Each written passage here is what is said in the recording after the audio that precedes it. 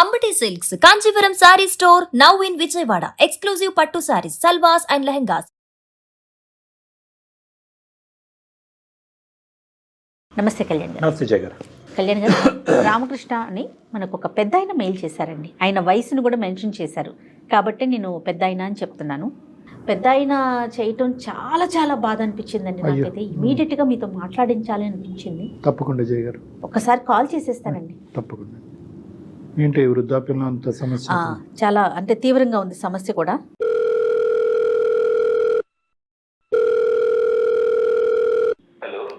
Hello, నమస్తే అండి. నేను జయానండి, అందమైన జీవితం ప్రోగ్రామ్ నుంచి కాల్ చేస్తున్నాను. సుమన్ టీవీ నుంచి కదమ్మా? అవునండి, అవునవును.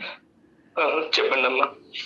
మీరేదో కంగారులో ఉన్నట్లున్నారు, లేకుంటే బాధగా ఉన్నారు. మీ వాయిస్ అయితే నాకు అట్లా అనిపిస్తా ఉంది. మాట్లాడొచ్చండి? అయ్యో అయ్యో, బాధపడకండి బాధపడకండి.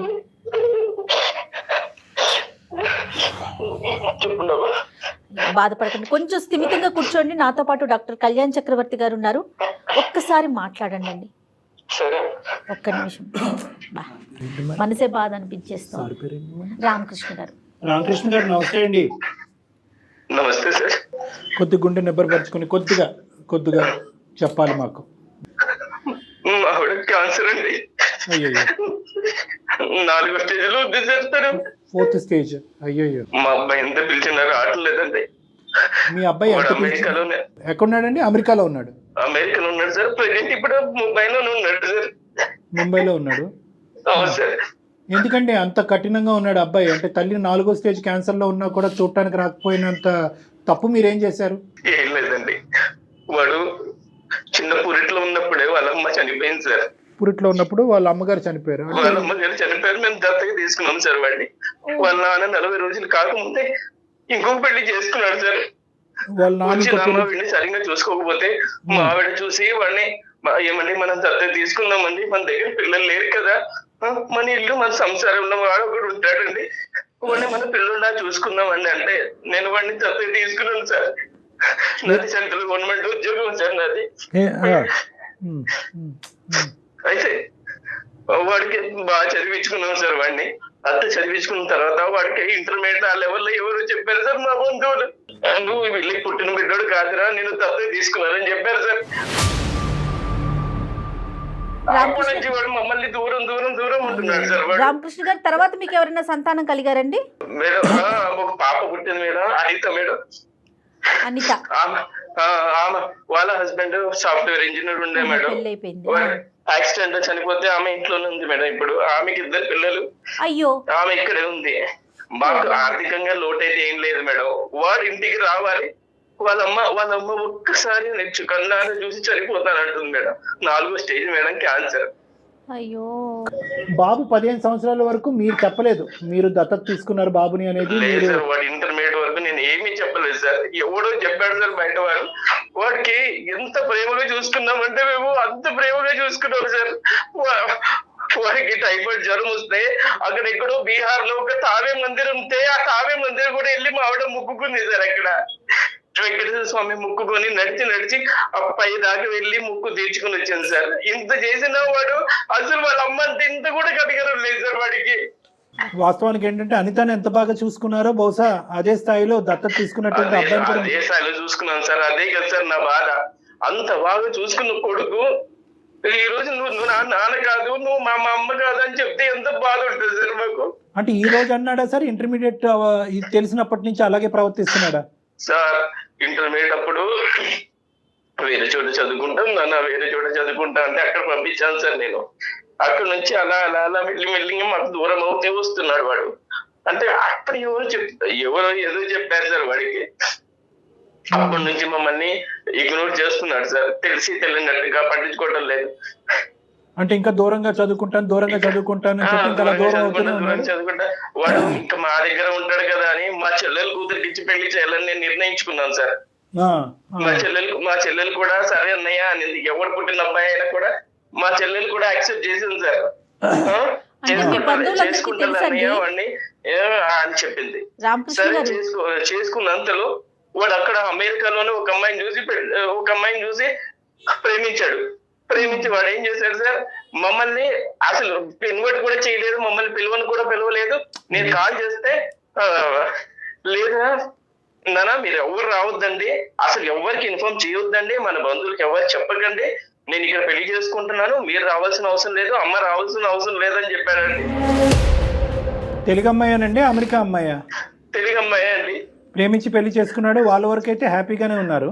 వాళ్ళ వరకు హ్యాపీగా ఉన్నారు సార్, కానీ ఒక్కసారి కూడా మమ్మల్ని చూడడానికి రావడం లేదు సార్. అంటే మాకు అర్థం కావట్లేదు, మీరు చేయని తప్పుకు మిమ్మల్ని ఎందుకు శిక్షిస్తున్నాడు మీ అబ్బాయి అనేది మాకు అర్థం కావట్లేదు. మీ కుటుంబ సభ్యులు అందరికీ తెలుసా ఈ అబ్బాయి దత్తత తీసుకున్నారు మీరు అనేది? సార్ మా కుటుంబంలో అందరికీ తెలుసండి ఈ అబ్బాయి మీద దత్తత తీసుకున్నామని, కానీ ఎవ్వరు అబ్బాయికి చెప్పలేదు. కానీ ఇంటర్మీడియట్ చదివేటప్పుడు మాత్రం ఎవరో చెప్పారో, అప్పటి నుంచి మీరు మా తల్లిదండ్రులు కాదు కదా అని వాడు దూరం అలాగే వెళ్ళిపోతున్నాడు. కానీ ఒకటి రామకృష్ణ గారు, ఎస్పెషల్లీ దత్తత తీసుకునేటటువంటి కేసులతో నాకు చాలా అనుభవం 30 సంవత్సరాలు బట్టి. నేను అనేది ఏంటంటే, దత్తత తీసుకున్నప్పుడు ఒకానొక సమయం సందర్భంలో ఒక కీలకమైనటువంటి వయసు, అది కూడా పీడియాట్రిక్ సైకియాట్రిస్ట్ డాక్టర్ చెప్తారు, ఈ టైంకి మీ అబ్బాయి సూటబుల్గా ఉన్నాడు, మీ అమ్మాయి సూటబుల్గా ఉన్నాడు, ఈ టైం అప్పుడు డిక్లేర్ చేయండి అంటారు. డిక్లేర్ చేయమంటారు? చేయాలి, డిక్లేర్ చేయాలి. ఒక ఎస్పెషల్లీ ఏంటంటే కుటుంబ సభ్యులు అందరికీ తెలుసున్నప్పుడు, ఎందుకంటే లేదంటే ఇది చాలా ఎడ్జ్ మీద ఉంటుందమ్మా ఇష్యూ. ఏదన్నా కుటుంబ సభ్యుల మధ్యన, ఈ కుటుంబానికి మధ్యన ఏమన్నా చిన్న తగాదా వచ్చిందంటే ఆ అబ్బాయికి చెప్పకూడనటువంటి విధంగా చెప్తే ఈ విధంగా మనుషులు మారిపోతూ ఉంటారు. మీరు ఎప్పుడు చెప్దాం అనుకున్నారు రామకృష్ణ గారు? నేను అసలు నా మనసులో వాడు వేరే అబ్బాయి అన్నది నాకు లేదు సార్, మా సొంత అబ్బాయిలాగే చూసుకున్నాం సార్. మీకు లేదు కానీ చెప్పాలన్న ఉద్దేశం కూడా నాకు కాదు, మీరు మీకు లేదు కానీ వేరే వాళ్ళ ద్వారా ఇటువంటి పిల్లలు తెలుసుకుంటే కనుక వాళ్ళు ఎలా రియాక్ట్ అవుతారో అనేది కూడా మనం ఆలోచించాలి. అంటే మీరు ఎంత బాగా చూసుకున్నా కూడా నా తల్లిదండ్రులు వీళ్ళు కాదా, నన్ను పెంచి పెద్ద చేసినటువంటి తల్లిదండ్రులు వీరు కాదా అనేటటువంటి మనస్తాపం, బాధ ఏదైతే ఉంటుందో అది ఈరోజు మీకు నాకు ఎవరికి కూడా ఊహించుకున్నంత ఎత్తులో ఉంటుంది ఆ బాధ. సరే, అవన్నీ తర్వాత విషయాలు. అనితతో మాట్లాడతాడా మీ కూతురుతో? అమ్మాయితో కూడా ఏం సంబంధం లేదా? లేదండి, అనిత మా దగ్గర ఉంటుందండి. అనితతో కూడా వాళ్ళ హస్బెండ్ యాక్సిడెంట్ లో పోయిన దగ్గర నుంచి అమ్మాయి మా దగ్గరే ఉంటుంది. అసలు సొంత అన్నలాగే ప్రేమిస్తుంది. అసలు అమ్మాయి మేము ఎప్పుడు ఇద్దరు పిల్లల్లో తేడా ఎప్పుడు చూపెట్టలేదు సార్. కానీ అతను అమెరికాకి వెళ్ళడానికి సపోర్ట్ అంతా మొత్తం చదివించటం, పెంచటం, పంపించటం మొత్తం మీరే చూసుంటారు కదండి? అన్ని మేమే చూసాం మేడం, నేను మా ఆవిడ. మీ అబ్బాయి పేరేంటి రామకృష్ణ గారు? హర్షద్ సార్. హర్షద్ సార్, మేము హర్ష అని పిలుస్తాం. హర్ష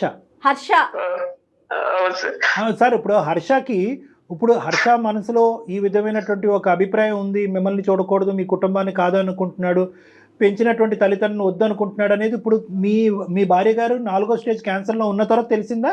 అంతకు ముందు నుంచే మీకు ఒక హింట్ ఉందా? సార్ అంతకు ముందు నుంచే ఉంది సార్. మాతో ఉండడం వాడికి ఇష్టం లేదు. నా కూతురికి ఎంత విలువిస్తున్నానో నా కొడుకు కూడా నేను అంతే విలువిస్తున్నాను సార్. ఇద్దరికి సమానంగానే పంచుతాను సార్ నేను. ఇది డబ్బుకి ఆస్తికి సంబంధించిందంటే కనుక ఈ లెక్క ఇక్కడ వరకు కూడా వచ్చి ఉండేది కాదండి. ఫస్ట్ ఆఫ్ ఆల్ మనం కనుక్కోవాల్సింది ఏంటంటే ఆ అబ్బాయి మనసులో ఎటువంటి భావం ఉందన్నది మనం కనుక్కోవాలి. ఫస్ట్ అక్కడి నుంచి మనం కనుక్కోగలిగితే అసలు మనతో మాట్లాడితే కనుక అది ఒక మెట్టు ఎక్కినట్టే. మనతో అసలు మాట్లాడతాడా లేదా అనేది ఫస్ట్ మనం చూడాలి. ఆ అబ్బాయి ప్రస్తుతం ఎక్కడున్నాడు రామకృష్ణ గారు? సార్ ముంబైలో ఉన్నాడు సార్, ఏదో పని మీద వచ్చాడు వాడు. మరి మీరు ఫోన్ కలిపితే ఎత్తుతాడా లేదంటే మేమే కలపాలా? సార్ నేను కలిపితే అసలు ఎత్తడం లేదు సార్. నా ఫోన్ ఎత్తటంలా, నా కూతురు ఫోన్ ఎత్తడం లేదు. వాడు మనమే కాల్ చేద్దాం. అయితే రామకృష్ణ గారు మీరు నెంబర్ ఫార్వర్డ్ చేశారంటే నేను ఒకసారి అతనికి కాల్ చేసి మాట్లాడతాను. సరే మేడం, నేను ఫార్వర్డ్ చేస్తున్నాను. రైట్ అండి. పాప ఆయన మాట కూడా మాట్లాడలేకపోతున్నాను. తప్పకుండా అండి, మా ప్రయత్నం మేము 100% చేస్తాం. డాక్టర్ గారు మాట్లాడతారు.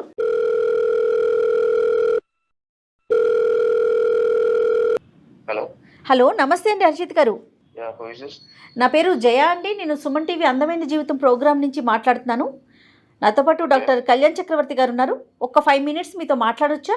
Okay, but why? అంటే ఒక చిన్న ఇష్యూ ఒకటి ఉండింది, దాని గురించి మాట్లాడదామని. సారీ అండి, మీ పర్మిషన్ లేకుండా మీకు కాల్ చేశాము. సుమన్ టీవీ ఇది అందమైన జీవితం అని ఒక పెద్ద ప్రోగ్రామ్ని మనం కండక్ట్ చేస్తూ ఉంటాము. ఎవరైతే సమస్యతో ఉన్నారో వాళ్ళకి డాక్టర్ కళ్యాణ్ చక్రవర్తి గారు తగిన సలహాలు సూచనలు ఇచ్చి వాళ్ళ సమస్యకు ఒక పరిష్కార దిశగా మేము తీసుకెళ్తామండి. సో మా దాకా ఒక సమస్య వచ్చింది మీ ఫ్యామిలీకి సంబంధించి. మీరెవరండి మా ఫ్యామిలీ గురించి డిస్కస్ చేయడానికి? Harshit hi Harshit, good afternoon. నా పేరు doctor Kalyan Chakravarthy. Let me introduce myself. తర్వాత మీకు ప్రోగ్రామ్ ఎందుకు, అసలు మీకెందుకు, మిమ్మల్ని ఎందుకు డిస్టర్బ్ చేస్తున్నాం, సో కాల్ డిస్టర్బెన్స్ అని అనుకోవచ్చు. చాలామంది అలాగే అనుకుంటారు, మీరు అలా అనుకోవటంలో కూడా తప్పులేదు. నేను డాక్టర్ కళ్యాణ్ చక్రవర్తి. నేను consultant psychiatrist and relationship counsellor with 30-year experience నాకు. సో ఈ మీడియా, ఈ ప్లాట్ఫామ్ అనేటటువంటిది ఏంటంటే not to trouble you or struggle you, మిమ్మల్ని ఇబ్బంది పెట్టి బాధ ఎందుకు పెట్టి మీరు నిజం అంతా నాకు చెప్తున్నారు ఇప్పుడు? కాదు ఒక 2 minutes వినండి, నేను చెప్తున్నాను. నేను ఎవరో తెలిస్తేనే కదా మీరు నాతో మాట్లాడటానికి ఒక అవకాశం ఉంటుంది. నేను ఎవరో తెలియకుండా ఒక అనామకుడితో మీరెందుకు మాట్లాడతారు? ఇది నా ఫ్యామిలీ గురించి నేను మీకు చేయలేదు, మీ ఫ్యామిలీ గురించి ఒక సలహా సూచన తీసుకుని ఒక పెద్ద ఆయన పడేటటువంటి బాధ మీ వరకు తీసుకొస్తే మీరు ఏమన్నా దానికి ఒక సలహా సూచన ఇస్తారేమో అనే ఉద్దేశంతో, ఒక మానవతా దృక్పథంతో చేసేటటువంటి ప్రయత్నం. నా రెజ్యూమ్ మీకు అనవసరం, కానీ మా ఫ్యామిలీ గురించి మేము మాట్లాడుకుంటాం కదా, మీరు ఎందుకు మాట్లాడుతున్నారు? మాట్లాడుకోవట్లేదు అనేదే మీ నాన్నగారు చెప్పేటటువంటి మాట అండి. రామకృష్ణ గారు చాలా బాధాకరంలో, చాలా భయంకరమైనటువంటి వేదంతో ఈరోజు మీ నాన్నగారు మాకు ఫోన్ చేసి అతను ఏ స్థాయిలో ఉన్నాడంటే అతని మానసిక పరిస్థితి అది వర్ణాతీతం, నా మాటల్లో కూడా నేను చెప్పలేను. మేము చూడలేకపోతున్నటువంటి మీ తల్లిగారు ఎవరైతే ఉన్నారో ఆవిడ 4వ స్టేజ్ క్యాన్సర్లో చావు బ్రతుకుల మీద కొట్టుమిట్లాడుతున్నారు. ఆవిడ ఆఖరి కోరికగా కేవలం మీ మొహం చూడాలి, మీతో మాట్లాడాలి అనేటటువంటి ఆలోచనతో పరితపించిపోతున్నారు. ఎటువైపు పోవాలో అర్థం కానక మీరు ఫోన్లు ఎత్తక, మీరు మెసేజ్లకు రెస్పాండ్ అవ్వక మా వరకు వచ్చారు రామకృష్ణ గారు, మీ తండ్రి గారు. దాంతో ఆ కేసు టేకప్ చేసుకుని మీ వరకు రావటం జరిగింది. దయచేసి ఒక 2 నిమిషాలు మనం మాట్లాడుకుందాం. కాదండి, ఇప్పుడు రామకృష్ణ గారు కాదు, రామకృష్ణ గారి యొక్క బాధని మేము అర్థం చేసుకుని మీ వరకు వచ్చాం. మీరు ఏమన్నా మాట్లాడదలుచుకున్నారా మాతో? లేదండి, నేనేం మాట్లాడదలుచుకోవట్లేదు. ఒక 2 minutes అండి ప్లీజ్, నా రిక్వెస్ట్. చెప్పండి. రైట్, ఓకే, థ్యాంక్ యూ అండి. మీరు అర్థం చేసుకున్నారు. నేను అర్థం చేసుకోలేదు, మీకు టైం ఇచ్చాను. Okay, thank you. What ever, ఏదైనా నాకు ఒకే విధంగా వినిపిస్తున్నాయి. కానీ నేను చెప్పేది ఏంటంటే రామకృష్ణ గారు కూడా, మీ నాన్నగారు కూడా ఇక్కడ లైన్లో ఉన్నారండి. మీరు డైరెక్ట్గా ఫోన్ ఎత్తట్లేదు కాబట్టి మేము ఈ పద్ధతిలో మీకు కాల్ చేయవలసి వచ్చింది. రామకృష్ణ గారు, మీ అబ్బాయి లైన్లో ఉన్నాడు, ఏమైనా మాట్లాడతారా?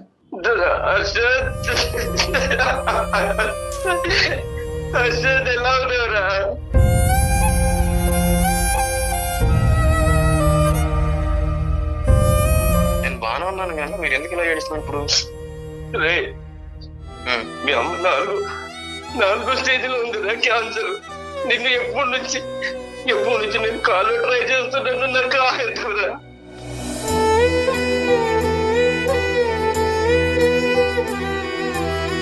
మీ చెల్లి ఇన్ని రోజుల నుంచి చేస్తుంది, మీ అమ్మ చావు బతుకులో కొట్ట పెట్టారుతుంది. అది చనిపోయిందా?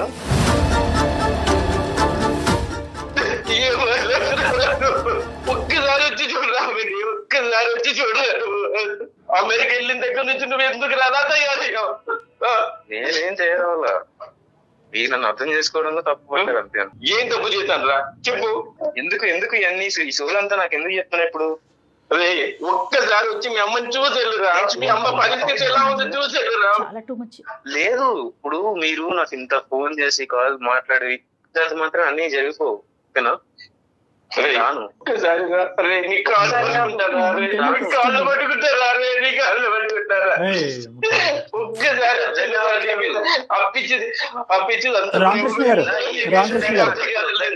రామకృష్ణ గారు నా దగ్గర వద్దు. హర్షిత్, ఒక్క నిమిషం. రామకృష్ణ గారు ఒక్క నిమిషం, నేను ఉన్నాను ఇక్కడ. ఒక 2 నిమిషాలు మనం మాట్లాడుకుందాం. హర్షిత్, నువ్వు ఇంత కఠినంగా మాట్లాడుతున్నావు, కానీ నిన్ను నిలదీసి నిన్ను ఒక పద్ధతిలో మాట్లాడేటటువంటి కెపాసిటీ నాకు ఉన్నా కూడా నేను అలా మాట్లాడాలని అనుకోవట్లేదు. ఎందుకు అంటే కనుక ఈరోజు మీరెవరండి అని చెప్పి 2 నిమిషాల్లో నువ్వు ఫోన్ పెట్టేస్తే కనుక ఇంక ఈ కథ కంచికెళ్ళినట్టే, మనం ఏం చేయలేం. ఆ పెద్ద అయినటువంటి మనసు, అతను పడేటటువంటి బాధని, ఇంట్లో ఉన్నటువంటి మీ తల్లి యొక్క దిక్కులేనటువంటి పరిస్థితిని చూస్తూ నేను నీతో ఇప్పటికీ కూడా మర్యాదగా నిదానంగానే మాట్లాడాలని అనుకుంటున్నాను. అది నా సంస్కారం అనుకుంటాను, నా అనుభవం అనుకుంటున్నాను. రెండే మాట్లాడి పెద్ద ఆయన చేయటానికి 2 కారణాలు ఉన్నాయి. ఒకటి, నాయన చావు బతుకుల్లో ఉండేటటువంటి నీ తల్లిని చూడటానికి ఒకసారి రారా బాబు అని ఒక రిక్వెస్ట్. ఒక నిమిషం, తల్లి కాదు నాన్న, తల్లిని. ఒకటి నిమిషం నాన్న, ఈ డిబేట్లోకి వెళ్తే మనం ఎంతసేపన్నా మాట్లాడుకోవచ్చు. ఎవరిని తల్లి అంటారు? ఎవరు తల్లి అంటే ఎవరు? అంటే నిన్ను కని పెంచి పెద్ద చేసి ఈ స్థాయి వరకు తీసుకొచ్చినటువంటి వ్యక్తిని తల్లి అంటాం తప్ప. అంటే ఓన్లీ కనకపోతే తల్లి కారా అండి? పెంచి పెద్ద చేయలేదు, ఆవిడ తల్లి కాదా మీకు? ఆవిడ చేసిన ప్రయత్నాలు కాదు. లేదు, నాకు నా దృష్టిలో ఎప్పుడైనా కానీ నన్ను కన్న వాళ్ళే నా తల్లిదండ్రులు, పెంచిన వాళ్ళు కాదు. సరే, మీకంటే ఇది పెట్టుకుని నేను బయట సమాజంలో నేను తిరగలేనప్పుడు. మీరు అంటే మీరు ఆ ట్యాగ్ గురించి బాధపడుతున్నారా? అంటే నాకు నన్ను Obviously నేను ఆ ట్యాగ్ గురించి నేను వాళ్ళ దూరం పెట్టింది కూడా దాని గురించి. నాకు అవసరం లేదండి అలాంటి రిలేషన్స్, నాకు అవసరం లేదు అలాంటి ఎమోషన్స్, నాకు వద్దు. అంటే నాకంటూ ఎందుకు ఒక పేరు సంపాదించుకున్నాను, ఎందుకు ఎందుకు ఫలానా అని చెప్పేసి నన్ను ఎవరు నోటీస్ చేయొద్దు. కాదు, ఎందుకు బాధపడుతున్నారు మీరు? నాకు అర్థం కానిటువంటిది ఏంటంటే, ఓకే మీకు మీకు అనిపించేటటువంటి ఒక అంశం అంటే, నాకు కన్న తల్లి ఏ తల్లి అయితే నన్ను కన్నదో ఆ తల్లి నన్ను పెంచి పెద్ద చేస్తే కనుక అది మీకు నచ్చుతుంది. ఏ తల్లి అయితే కనుక కనదో, ఏ తల్లి అయితే కనుక మమకారంగా మిమ్మల్ని పెంచుతుందో ఆ తల్లి చేయనటువంటి పాపానికి ఈరోజు శిక్ష అనిపించాలా? అలా మీరు అనుకుంటే నేను ఏం చేయలేనండి. నాకు ఇక్కడ కావాల్సిందంటే ఏంటి, నాకు సమాజంలో కొంచెం ఒక పేరు కావాలి. సో వీళ్ళ వల్ల నా పేరు అనేది స్పాయిల్ అయ్యేలా ఉంది. అది ఒక అది ఎలా అవుతుంది సార్? నాకు తెలియదు రీజన్ ఏంటో, ఎట్లా ఏ విధంగా అవుతుందో మరి మీ కాన్సెప్ట్ ఏంటో మాకు అర్థం కావట్లేదండి హర్ష గారు. ఏ విధంగా మీ పేరు? నేను వాళ్ళ పేరెంట్స్ యాక్సెప్ట్ చేయనండి. మీరే అది మీరని చెప్పండి, సమాజం మీద రుద్దమాకండి. హలో హలో హర్ష గారు మీరు చెప్పేదే మాట్లాడుతున్నారు, మేము చెప్పేది ఒకసారి వినండి. అది మీ అభిప్రాయం, సమాజానికి ఉండదు అలాంటి అభిప్రాయాలు. అంటే అటువంటి అనుభవం మీకు ఏమన్నా ఉంటే చెప్పండి. అంటే ఎవరన్నా మిమ్మల్ని చిన్న చూపు చేశారా? దత్తత తీసుకున్నారా? నువ్వు ఆవిడకు పుట్టినటువంటి బిడ్డ కాదు అని ఎవరన్నా మిమ్మల్ని చిన్న చూపు చేశారా? చాలా సందర్భాలు నేను ఫేస్ చేశాను కాబట్టి అంత పెంచిన వాళ్ళు కూడా కాదని ఎందుకు వచ్చేసాను. నేను ఎంత బాగా హర్ట్ అయి ఉంటాను వాటి గురించి. నేను అలాంటి ఫేస్ చేశాను చాలా. అదే నేను వాళ్ళకి దూరం పెట్టేశాను. మీరు ఇంతలాగా మాట్లాడుతున్నప్పుడు I'm not ready to face that. Okay మీరు you are not ready to face that, but where is this originating from అనేది ఒక్కసారి ఒక సైకాట్రిస్ట్గా అనలైజ్ చేసుకుంటున్నాను. ఎక్కడి నుంచి ఇది పుట్టుకొచ్చింది? అందుకంటే మీరు ఇంత కఠినంగా ఆవిడుందా, చనిపోయిందా, మీరు ఎందుకు ఇలాంటి సీరియల్ నాటకం ఆడుతున్నారు, ఇలాంటి మాటలు అన్నా కూడా నేను మధ్యలో దూరి నా కోపాన్ని వ్యక్తపరచలేదు. ఎందుకంటే కనుక ఆ లేత వయసులో, ఏదంటే 15 to 17 years వయసులో, ఇంటర్మీడియట్ టైంలో ఎవరో మీకు వీళ్ళు కాదురా నీ తల్లిదండ్రులు వాళ్ళు అని చెప్పినప్పుడు మీ మనసు ఎంత గాయపడిందో అనేది నాకు అర్థమైంది. రెండోది ఏంటంటే కనుక, ఒకటికి చాలా సందర్భాల్లో నువ్వు దత్తపుత్రుడు అనేటటువంటి మాట అనటం వల్ల మీ మనసు గాయపడి ఉంటుంది అనేది కూడా నాకు అర్థమైంది. కానీ నేను ఇంకొక యాంగిల్లోంచి వస్తున్నాను. అదేంటి అంటే కనుక, ఏ తల్లి అయితే కనుక చనిపోకుండా మీరు అనాథ కాకుండా ఉండేటటువంటి పరిస్థితి ఆ తల్లి పెంచుంటే కనుక ఆ పేదరికంలో ఈరోజు మీరు అమెరికా వెళ్ళుండేవారా? ఈ స్థాయిలో మీరు ఉండేవారా? ఈ సంపాదన మీకు ఉండేదా? ఇది నెంబర్ 1. నెంబర్ 2 ఏంటంటే, తల్లి చనిపోయినటువంటి మీ కన్న తల్లి, ఈ జ్ఞాపకాలన్నీ మీకు గుర్తు చేస్తూ మిమ్మల్ని బాధపడుతున్నాను, ఏమనుకోవద్దు. మీ కన్న తల్లి చనిపోయినటువంటి 10 రోజులకో 15 రోజులకో ఆ మహానుభావుడు ఇంకో పెళ్లి చేసుకున్నాడు అనేటటువంటి ఆలోచన ఉన్నటువంటి కుటుంబంలో మీరు పెరిగి పెద్ద అయి ఉంటే కనుక సంతోషించి ఉండేవారా? అంటే మీ వాదనకి నేను ఏకీభవిస్తున్నాను. అంటే నా కన్న తల్లిదండ్రులు వేరే వాళ్ళు కాదు. మేమేమంటున్నా అంటే, కన్నటువంటి వాళ్ళు ఎవరైనా కూడా పెంచినటువంటి వాళ్ళు మీకు ఆ సంతోషాన్ని సుఖాన్ని ఇచ్చేటటువంటి వాళ్ళు తల్లిదండ్రులు కాదు, దేవుళ్ళు అని అంటారు. ఒక అనాథగా ఉన్న ఒక బిడ్డను తీసుకొచ్చి పెంచి పెద్ద చేసి ప్రయోజకుడిని చేసి అమెరికా లాంటి కంట్రీకి పంపించడం వాళ్ళు చేసిన తప్ప అంటే అర్థం కావట్లేదు. అతను కూడా వాళ్ళు పెంపకాన్ని లోపభూయిష్టం చేసి ఏలెత్తి చూపెట్టట్లేదు జయ గారు. అతను కాన్సెప్ట్ ఏంటంటే వాళ్ళని తప్పుగా చూపెట్టట్లేదు, కానీ ఇతనికి పడినటువంటి ఆ బీజం ఏదైతే చిన్నప్పటి నుంచి నలుగురు 4 విధాలుగా మాట్లాడుకుని నుంచి ఇతన్ని హేళన చేసి వెక్కిరించేటటువంటి ప్రయత్నం చేశారో, ఆ ట్యాగ్ లైన్కి కారణమైనటువంటి వాళ్ళు వీళ్ళే నన్ను పెంచినటువంటి దత్తత చేసినటువంటి ఈ తల్లిదండ్రులు లేకపోతే నాకు ఆ ట్యాగ్ ఉండదు కదా అని చెప్పి. కరెక్టే. ఆ తల్లిదండ్రులు లేకపోతే ఈ రోజు మీరు ఎక్కడున్నారు? ఆ కాన్సెప్ట్ అర్థం చేయడం గురించి నన్ను మీరు ఎందుకు పెంచారు, నన్ను పెంచకుండా ఉంటే బాను, నా గాలికి నన్ను వదిలేసేటటువంటి మాట ఈ రోజు మీరు సుఖంగా సంతోషంగా అమెరికాలో దర్జాగా బతుకుతూ ఉన్నప్పుడు అడిగేటటువంటి మాట కాదండి. ఒకప్పుడు వాళ్ళు పెంచకపోతే కనుక మీరు ఎక్కడో ఏదో చేసుకుంటూ బతుకుండేవారు. అప్పుడు కూడా ఈ మాట అన్ని ఉండేవారా? ఇదేంటి ఇంత అన్యాయం చేశారు నా కన్న తల్లిదండ్రులు, ఈ సమాజంలో నన్ను పెంచి పెద్ద చేసేటటువంటి ఒక నాదురే లేదు అని అప్పుడు బాధపడి ఉండేవారా?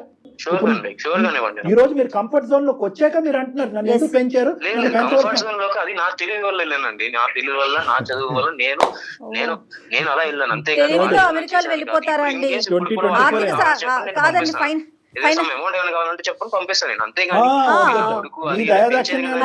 హర్ష గారు మా ఫ్యామిలీలో కూడా పిల్లలందరూ కూడా అబ్రాడ్ కంట్రీస్ లో ఉన్నారండి. ఓన్లీ తెలివితేటలతో వెళ్ళిపోరు, ఫైనాన్షియల్ సపోర్ట్ కూడా కావాలి. ఓహో, ఇప్పుడు మీరు ఎవరిని కొనక్కర్లేదు, అటువంటి దిక్కు లేనటువంటి స్థితిలో వాళ్ళే లేరు.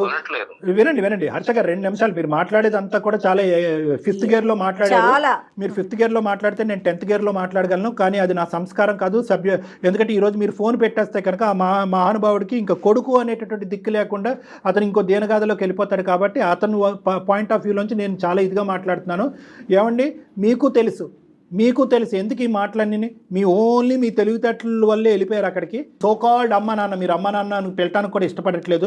ఇంతసేపు మాట్లాడుతున్నా నాన్న అని పదం రాలేదు మీ నోట్లో. నాన్న అనే పదం అని ఇంకో 4 తిట్లు తిట్టినా బాగానే ఉండేది. ఆ మానవుడు ఇంతటితో సరిపెట్టుకుంటానని ఫోన్ పెట్టేసి ఉండేవాడు. నాన్న అనే పదం కూడా రాలేదు. అంత పాపం ఏం చేశారండి వాళ్ళు?